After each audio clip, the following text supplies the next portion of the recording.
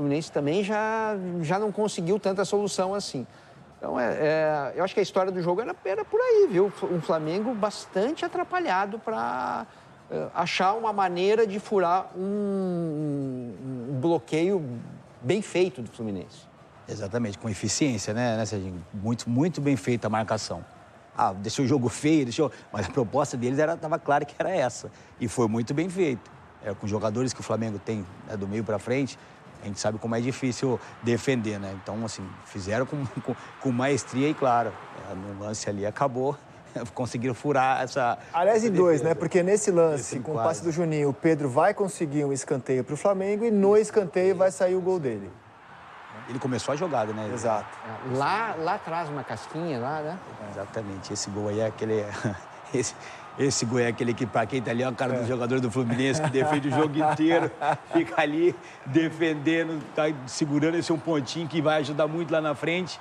E aí aparece o Pedro, desse jeito aí, que mais uma peça que o futebol prega aí, né, que te dá essa oportunidade de jogar de novo. Não é uma revanche, posso estar me expressando mal, mas assim, dá uma oportunidade de jogar de novo, de decidir o jogo, de chamar atenção para ele de novo, levantar a torcida. Pô, isso é fantástico. Isso é só o futebol mesmo que proporciona isso aí para todo mundo. Vai ficar aqui, o Felipe vai ficar bravo agora para calar a boca do Felipe, para fazer isso. Né? Mas, Rafinha... Como é que... Bom tema. Eu não tenho dúvida, mas acho importante ouvir o Rafinha. Acho que muita gente deve estar se perguntando. Como reage o treinador diante da vitória do Pedro no jogo de ontem, né? Porque essa imagem que vocês estão vendo, ela não é à toa, né? É o Pedro 1, Fluminense 0 ontem. É a história do jogo, né? Então, assim, ele não tinha o Bruno Henrique, suspenso. Aí ele opta por escalar o Plata, segunda opção. O Plata se sente no aquecimento. A terceira opção dele é o Wallace.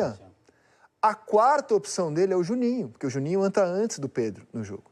Então, o Pedro ontem foi a quinta opção, né? A quinta opção deu a vitória ao Flamengo. Como é que, na sua opinião, ficou o Felipe Luiz ao ver o Pedro decidir o jogo ontem?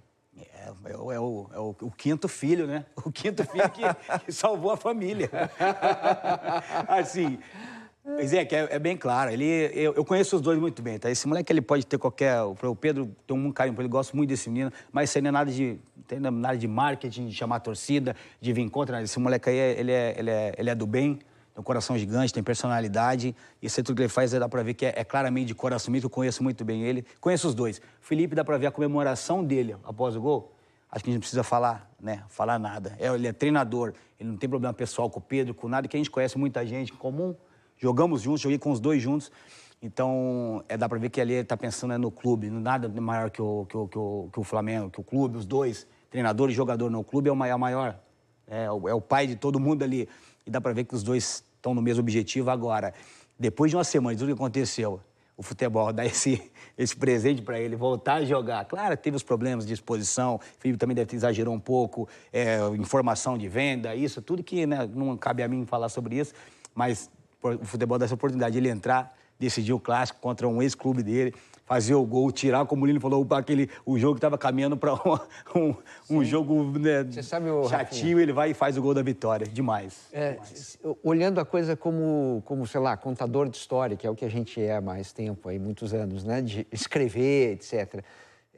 Como roteiro, né, se tivesse que escrever um roteiro favorável ao Clube Flamengo, ao Clube de Regatas Flamengo, qual roteiro eu faria? Era esse. Perfeito. Você sabe por quê? Perfeito.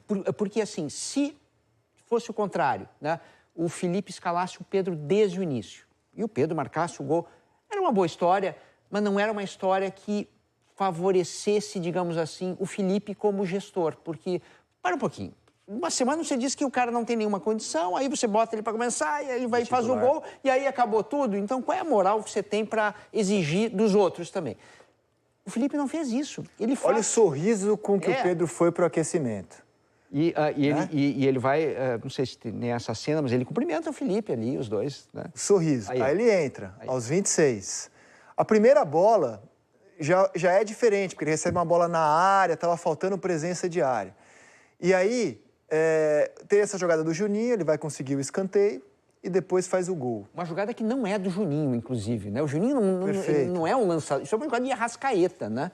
Mas quem fez foi o Juninho. Mas eu acho que você matou a questão. É o melhor roteiro possível pro Flamengo. Ok. Pro Flamengo, é o melhor roteiro possível. Posso fazer uma pergunta? Claro, O Pedro claro. tá muito vivo daqui Claro. pra frente e o Felipe Claro. também. E num Ficou bom clássico. pros dois. Claro. Já que estamos na sala de roteiro discutindo o enredo do que aconteceu ontem, quem é o vilão dessa história? Todo roteiro tem um vilão. Ah, é o Boto. Simples assim. Simples assim. Porque... e aí é vilão de quase de manual, porque acaba o jogo, vai ter entrevista do Pedro, bota o microfone e o Pedro não fala nada do Felipe. Então, vamos ouvir o Pedro? Vamos ouvir o Pedro. Acaba o jogo. Nossa reportagem vai lá e conversa com o Pedro. Né? Premier transmitiu o jogo para o Brasil inteiro e o Pedro respondeu assim às nossas perguntas. Dá uma olhada. Eu conheço que eu tive uma semana bem abaixo do que eu poderia produzir, né? Após um episódio que mexeu comigo, né? Um vazamento onde me expôs, expôs a minha pessoa, onde não teve, né, eu acho que um respeito, né, por tudo que eu fiz aqui dentro nesses 5 anos. E, sem dúvida nenhuma, essa postagem de um membro da diretoria, ela mexeu com o meu emocional, não precisava, né, me exporem da maneira que foi feita. Eu acho que poderia ter tratado, né, de uma maneira interna. Toda vez que eu visto essa camisa, é uma alegria imensa. Eu me sinto aqui em casa também, como um torcedor, como um jogador. Eu sempre dei minha vida, né, pelo Flamengo. E cada oportunidade que eu tenho de entrar em campo, eu entro com muito amor, com muita garra. E dessa mesma maneira que eu estou reconhecendo que eu tive uma semana abaixo, eu espero que quem me feriu, né, esse membro da diretoria também, deveria reconhecer o erro. Depois desse episódio, né, eu coloquei a cabeça no lugar, eu vi que precisava melhorar. E hoje foi uma resposta que graças a Deus, as coisas aconteceram e espero que continue sendo assim. Cada vez que vestir essa camisa, eu vou dar o meu melhor e sempre agradecer o carinho da nação. Bom, não foi exatamente uma postagem. Todo mundo falou publicamente nessa história, quase todo mundo. O Felipe falou publicamente, depois do jogo contra o São Paulo, dando a explicação dele sobre por que não relacionava o Pedro. O Pedro agora fala publicamente. E o Boto, né, o diretor executivo de futebol do Flamengo, ele mandou uma mensagem para um jornalista, o Mauro César Pereira, que divulgou o conteúdo da mensagem, divulgou a informação, segundo a qual o Flamengo venderia o Pedro por qualquer 15 milhões que aparecesse, né, depreciando o produto que é o patrimônio que é o jogador do Flamengo. Então não foi exatamente uma postagem, foi uma informação que o dirigente passou para um jornalista que tornou pública a informação. Então essa foi a sequência de fatos e depois eu queria falar um pouco sobre como o futebol brasileiro talvez não esteja preparado para lidar com verdades e como a gente prefere o discursinho de sempre, mas antes a palavra estava com o Lino. Não me lembro mais o que eu tinha de você está falar. falando sobre Você vilões. estava perguntando quem era o vilão. Aí eu chamei Não, a era entrevista a pergunta é essa, quem era o vilão dessa história? E o Serginho respondeu muito bem. o Boto? O que eu acho que o Pedro não esconde na declaração dele é que teve desconforto com o Felipe, sim. De alguma forma ele coloca. Porque quando ele fala que isso foi exposto publicamente, é do Felipe que ele está falando. Né? Porque foi o Felipe quem expôs isso. Ele não está falando mal do treinador, ele está falando mal da situação. Ele não está criando conflito com o Felipe, ele evita o nome, deixa o nome bem à parte ali. Mas ele fala, quando expuseram isso publicamente, isso causou desconforto. E a exposição pública foi feita pelo Felipe depois, da semana ruim que ele teve, etc. e tal. Acho que o Pedro ainda não teve o nível de maturidade que eu esperava dele nesse tipo de situação. Principalmente depois que ele sai de campo fazendo gol, entendeu? Principalmente depois que ele se coloca como herói da partida, com um enredo perfeito. Acho que faltou de parte do Pedro ainda aquele pedido de desculpa realmente, porque é quase infantil você dizer que uma nota publicada, uma informação publicada por um jornalista, de um diretor dizendo que você pode ser vendido, vai acabar com a sua semana, a sua vida, você não vai treinar, você vai fazer bico e gerar aquele tipo de reação num cara como o Felipe, que não teria intenção nenhuma de expor o Pedro se ele não precisasse de um remédio muito forte. E ele precisou de um remédio muito forte e acho até que usou a dose perfeita. A gente está vendo o resultado agora. O Felipe foi duro, expôs o jogador, falou de deboche. A palavra expôs deboche... o jogador ou simplesmente, quando perguntado, falou a verdade dele, a versão dele dos fatos? Mas expôs o jogador. Porque uma vez conversando com o Felipe, e assim, eu tenho uma profunda admiração pela maneira como ele se comunica ou se comunicava, porque eu temo que ele não vá mais ser tão transparente depois de tantas porradas que acabou recebendo. Uma vez eu perguntei para ele, suas entrevistas são muito boas. Estava eu, Alexandre Losetti e você na mesa. Estávamos na mesa com o Felipe. E a gente perguntou para ele, por que as suas entrevistas são tão boas, tão claras, tão didáticas? E ele falou, porque eu acho mais fácil falar a verdade. E eu achei uma resposta tão boa que me marcou. Então, assim, ele, com pouco tempo ainda de profissão, de técnico, né, e o técnico é muito mais exposto que o jogador, o técnico hoje fala em nome do clube, eu acreditei naquela sinceridade. O Felipe não tem método de comunicação, ele vai falando a verdade dele, claro, a versão dele, né? Há muitas verdades.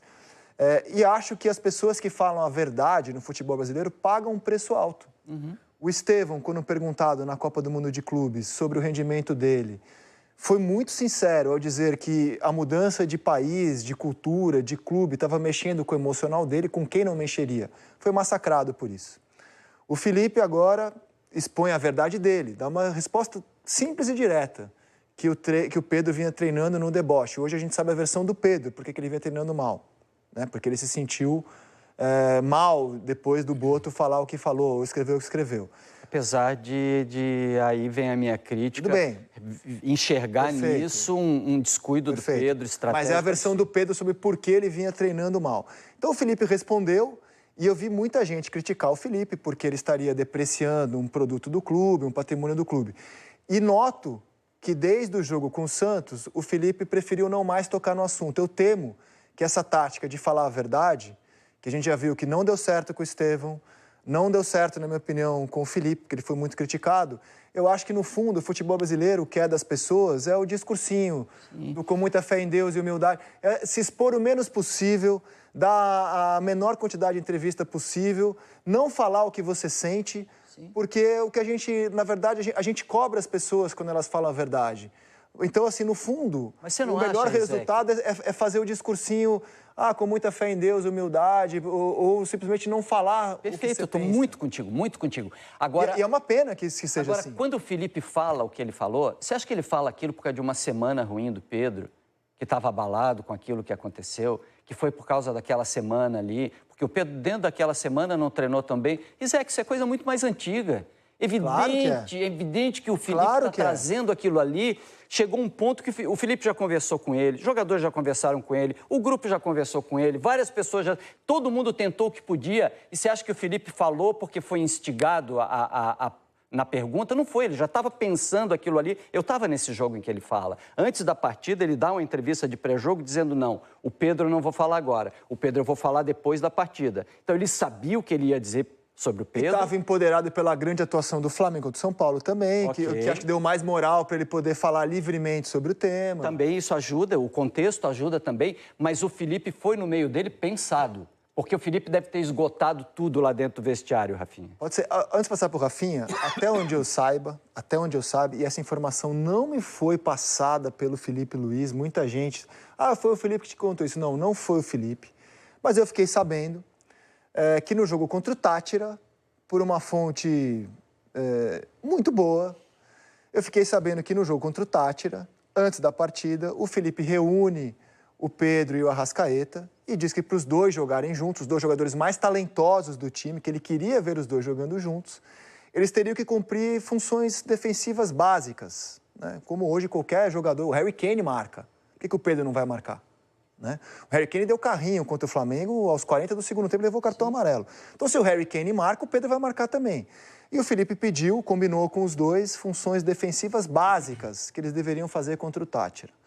O que eu fiquei sabendo é que no decorrer do jogo, o Arrascaeta começou a se incomodar que o Pedro não estava cumprindo a parte dele, naquele jogo, e cobrou o Pedro na frente do Felipe. O que a gente combinou ele não está fazendo. Contei isso várias vezes no Sport TV desde então. Até agora ninguém me desmentiu. E o recado do Felipe foi: eu vou resolver isso. No jogo seguinte, Pedro foi banco e o Arrascaeta foi titular. E em todos os jogos grandes desde então, grandes, ou jogou Pedro ou jogou Arrascaeta, ou seja, sempre jogou Arrascaeta. Então não é Chelsea, a nota do Mauro César. Bayern. Então, assim, o Felipe tomou uma decisão. Já que o Pedro não está fazendo as funções defensivas, não está entregando intensidade, só vai jogar o Arrascaeta. E o Pedro saiu do time. Ontem, eu acho até que não foi por acaso, quem sai para o Pedro entrar é o Arrascaeta. Então, eu acho que essa questão já vinha desde o Tátira, ganhou corpo durante o Mundial de Clubes, com descontentamento do Pedro por não ser utilizado nos jogos grandes, Chelsea e Bayern, e chegou o estopim com aquela semana de treinamento. E o Rafinha deve estar se coçando para falar aqui, cara. É um tema delicado, espinhoso, que envolve ex-colegas, mas todo mundo quer ouvir o Rafinha sobre isso. Mas esse tema aí é bem claro, assim, ó, só afirmando uma coisa que muita gente me perguntou. Se o Flamengo perde do São Paulo, o Felipe ia falar a mesma coisa. Eu posso falar 100%, que ele ia colocar porque o Pedro não foi pro jogo. Às vezes, não sei daquele tom que ele falou, mas ele ia, com certeza, falar o que estava acontecendo. A coisa estava pensada, né? Já estava muito tempo. Isso aí vem de muito tempo para trás. Não é de uma semana, como você falou, por causa da mensagem. Agora temos que ver o outro lado também. Isso aí mexe com o jogador dele. Essa história que eu contei, você sabe também dessa história? Eu também, não chegou com essas palavras, mas chegou também sobre isso.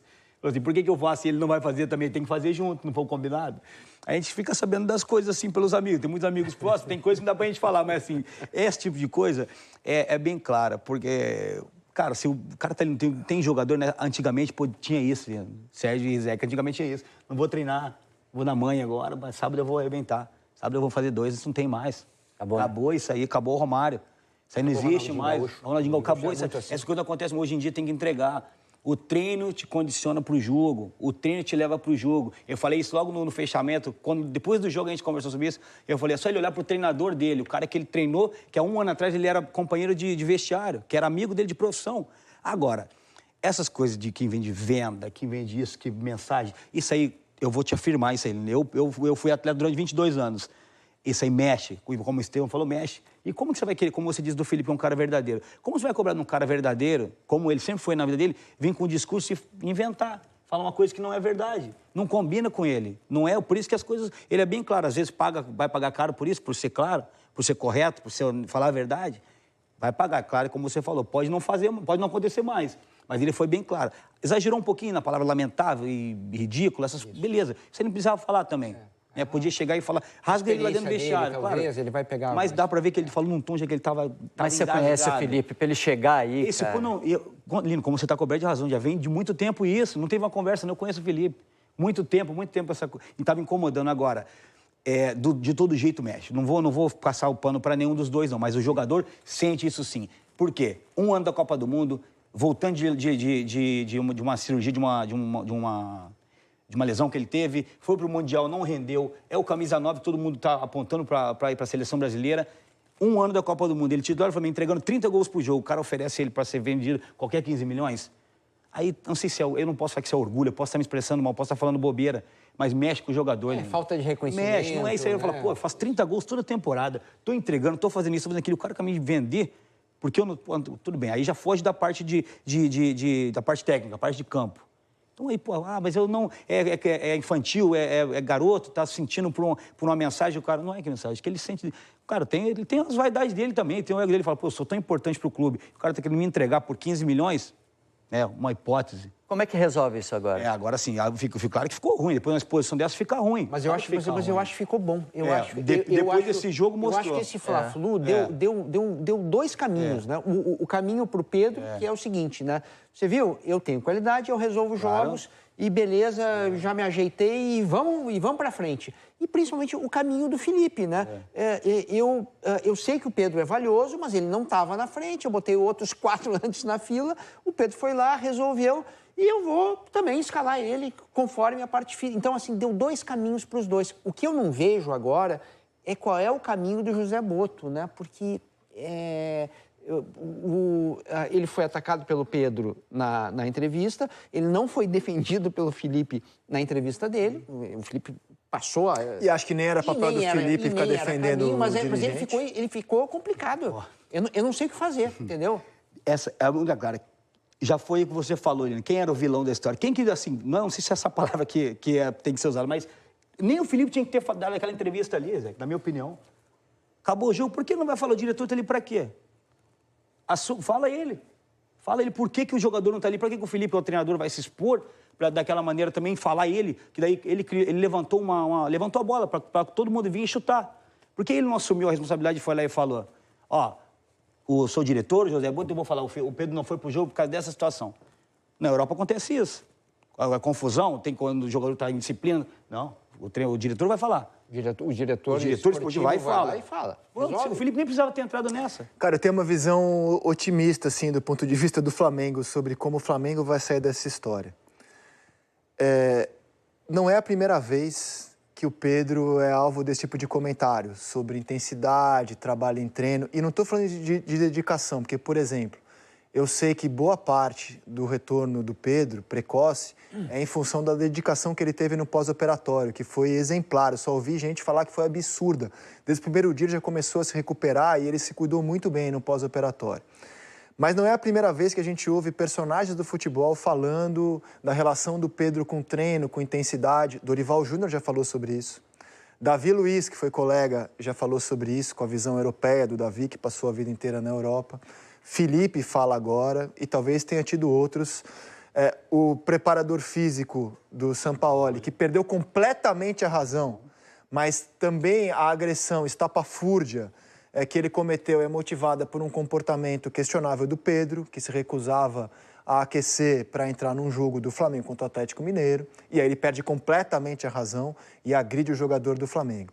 Então, se depois desse episódio, o talentosíssimo jogador que é o Pedro, rever esse tipo de comportamento, que já foi motivo de alguns personagens diferentes do futebol, passar a treinar com mais intensidade, passar a entregar nos jogos algo que o futebol moderno exige, até dos craques, como o Harry Kane, por exemplo.